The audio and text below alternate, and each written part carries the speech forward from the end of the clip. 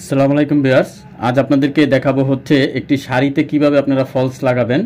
তো সেটা দেখাবো। এই হচ্ছে আমাদের ফলস, এই হচ্ছে শাড়ি। তো ফলস লাগানোর আগে দেখেন এই যে আমাদের যে ফলসের এই মুখগুলো আছে, দেখেন মুখগুলো কিন্তু সুতা উঠবে। তো এটা আমরা যেদিকে আমাদের সেলাই আছে, দেখেন এদিকে যেদিকে সেলাই আছে ওইদিকে আমরা জাস্ট একটা এভাবে বাঙ্গা দিয়ে একটা সেলাই করে নিব। তারপর আপনাদেরকে বুঝাচ্ছি আমি কিভাবে ফলস লাগাতে হবে, কোন সাইড থেকে লাগাতে হবে।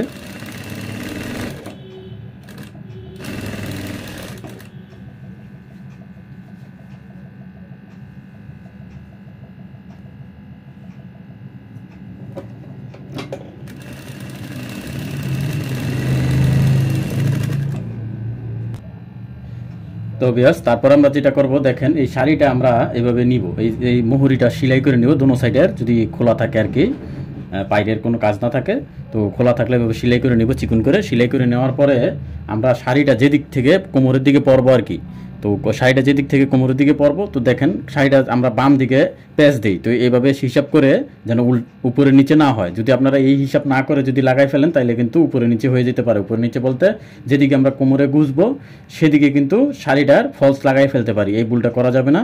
এটার জন্য আমরা আগে এইভাবে ধরে নিব, এভাবে ধরে দেখে নিব কোমরের দিকে যে কোনটা উপরের দিকে থাকবে। তো নিচের দিকে আমরা এই যে নিচের দিকে আমরা ফলসটা বা লাইলিংটা লাগাবো আর কি। আর শাড়ির অবশ্যই উল্টাপাল্টা দেখে নিব। তারপর এই যে এভাবে ধরে আমরা এখান থেকে 7 ইঞ্চি 6-7 ইঞ্চি গ্যাপ দিয়ে নিব। 6-7 ইঞ্চি, অথবা আপনারা করবেন কি হাত দিয়ে এভাবে 1 বিঘা এভাবে মাপ দিয়ে নিতে পারেন। ঠিক আছে, এভাবে মাপ দিয়ে নিতে পারেন।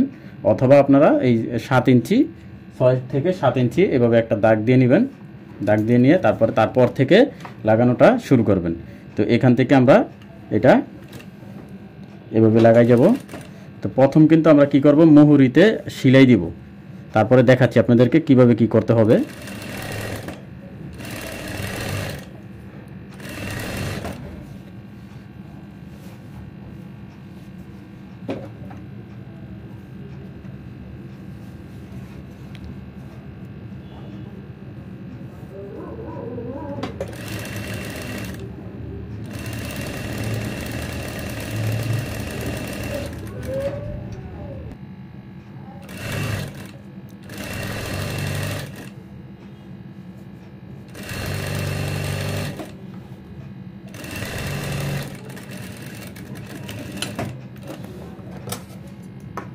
তো ভিউয়ার্স, এই যে নিচের অংশ কিন্তু সেলানো হয়ে গেছে। এখন আমাদের যেটা করতে হবে, এটা কিন্তু পুরোটা হাতে সেলাই করতে হবে যেন ফিনিশিংটা সুন্দর দেখা যায়। আর এই ফলসটা কিন্তু বাটারফ্লাই কাপড়, ঠিক আছে।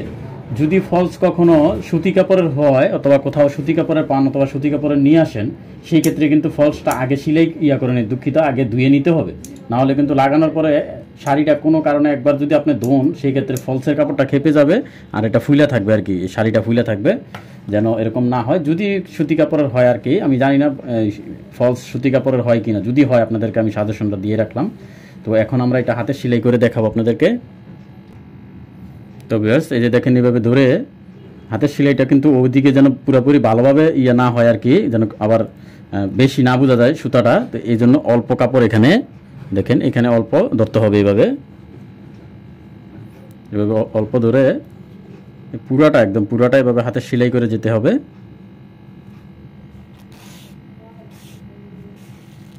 সুন্দরভাবে। ঠিক আছে, সুন্দরভাবে সমানভাবে পুরোটা হাতে সেলাই করতে হবে।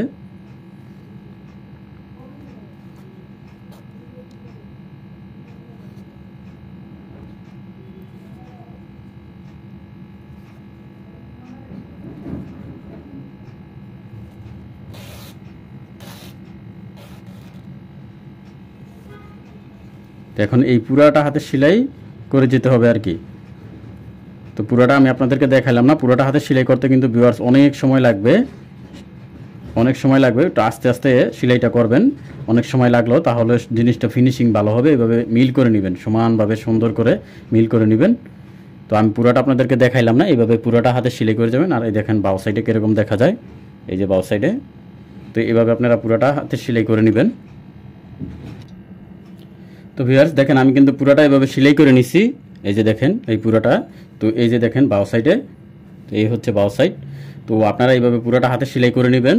তো ভিউয়ার্স, আজকে ভিডিওটা এই পর্যন্তই। সবাই ভালো থাকবেন। আল্লাহ হাফেজ।